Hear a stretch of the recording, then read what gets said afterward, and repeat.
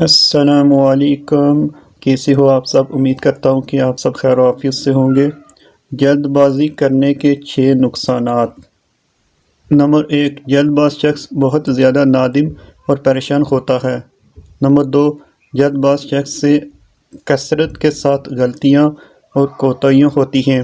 Number 3، جلد باز شخص اس قابل نہیں کہ اسے لوگوں کا قائد اور رہبر بنایا جائے۔ نمبر 4، ہر کام میں جلدی اور تیزی دکھانا کم عقلی اور بے وقوفی کی دلیل ہے۔ نمبر 5، جلد باز تیز طبیعت والا آدمی بہت سی دینی اور دنیاوی بھلائیوں سے محروم ہو جاتا ہے۔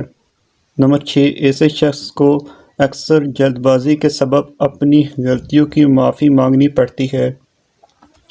آپ سے گزارش ہے کہ آپ ہمارے چینل کو سبسکرائب کریں اور ویڈیو کو صدقہ جاریہ سمجھ کر آگے بھی شیئر کریں۔ جزاک اللہ۔